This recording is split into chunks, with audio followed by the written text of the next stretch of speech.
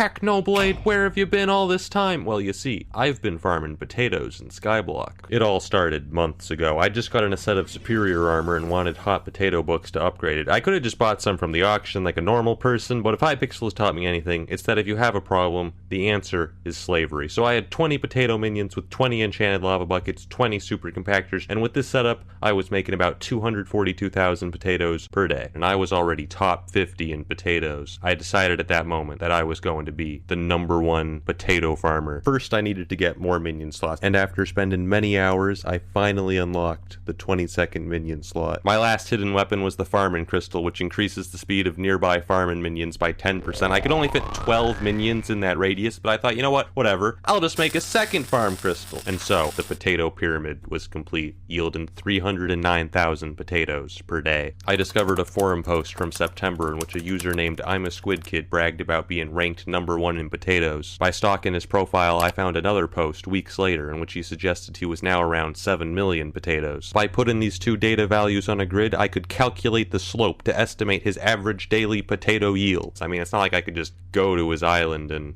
look at it. Wait, that worked? But what I found shocked me to my very core. This man made 8 potato 11 minions, and then he painted the Mona Lisa! He was already 7.5 million potatoes ahead of me. Even if all my minions magically became level 11 at that very moment, it would take 107 days to catch up. If I wanted to defeat a man that had descended into potato madness, I would have to take his insanity and triple it. The Potato Dome! Boasting 5 floors, the Potato Dome could fit all 22 expanded minions. His minions were too close together. When they're too close together, they'll start trying to plant in spots the other minions already planted and get stuck in an infinite loop, dragging down the overall farm's potato output by as much as 90%. So I decided to look into alternate fuel sources for my minions. So I got a bunch of hamster wheels, which give twice as much of a boost, 50%, but for only a day. When I went to AFK on his island again.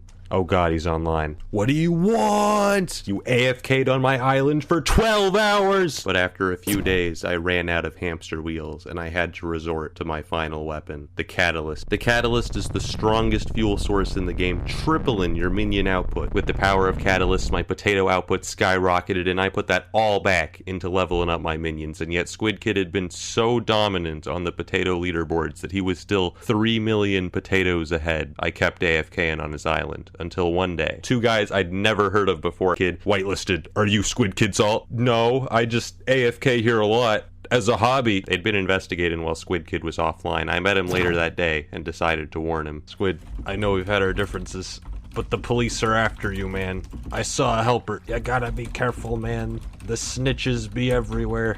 Anyways, I'm gonna go AFK now. It seemed strange to be helping my #1 enemy, but his sheer dedication to farming potatoes had earned my respect. I had to give him help. I kept farming potatoes, and in a matter of days, Squid Kid's lead was almost completely destroyed. And yet Squid Kid himself had no idea. He even put a billboard on his island, #1 in potatoes. The poor fool had no idea what was coming. Yes!